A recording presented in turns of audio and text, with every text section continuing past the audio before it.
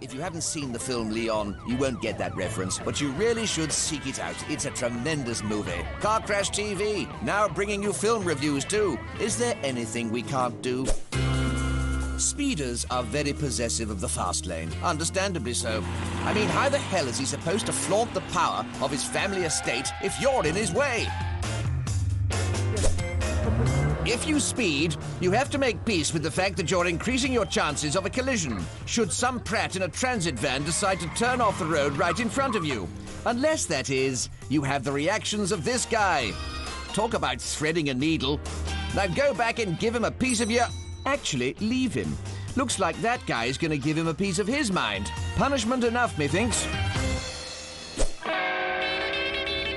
As I stated earlier, speeders believe that the fast lane belongs to them. And if someone else is occupying it, the speeder soon morphs into an undertaker. Fortunately, the chap in the red car is on my payroll. And as we all know, I have no time for undertakers. Justice is served. You're welcome.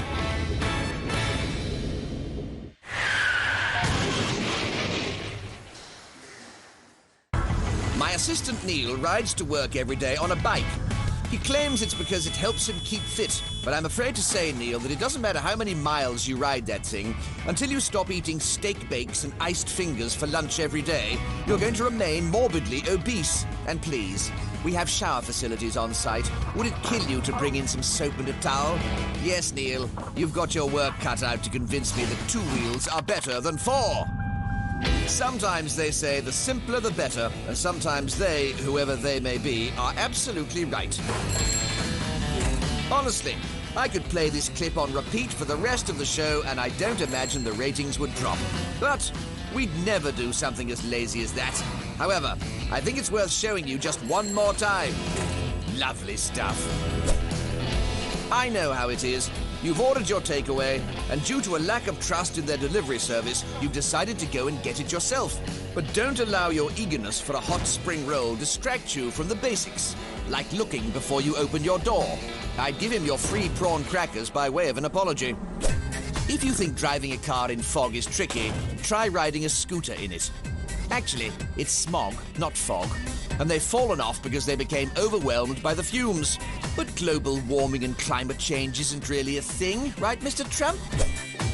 I'm not sure how many people are legally allowed to ride pillion on a scooter in whatever lawless land this is, but I'm fairly sure having 4 people on one machine is going to be breaking even the most lax of laws. There's a great invention you might have heard of. It's called a car. When riding on a scooter, it's important to have 2 hands on the handlebars at all times. Although, if it's raining, it's apparently okay to use one of your appendages to hold an umbrella.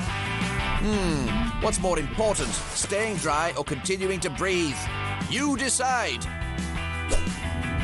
I wonder, can these 2 light-jumping lunatics get up from their imminent accident before that timer counts down and the lights turn red? Let's find out. Just. You see, you can obey the rules of the green light after all.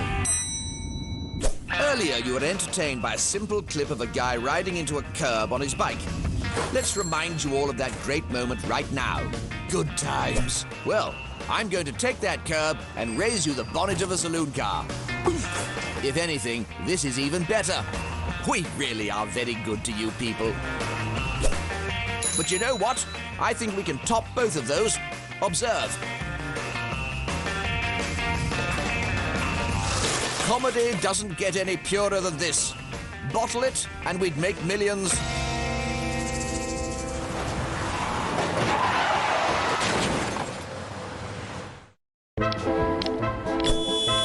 Coming up next on Car Crash TV, we'll move our cameras away from the dashboard to observe some crashes via CCTV. Play another fun-filled round of hit or miss. And get our nerves shredded by some nail-biting close encounters. But first, Neil, what are you doing in the back of that rubbish truck? And more importantly, viewers, pray tell, what happens next? Well, at least we know why Neil always smells now.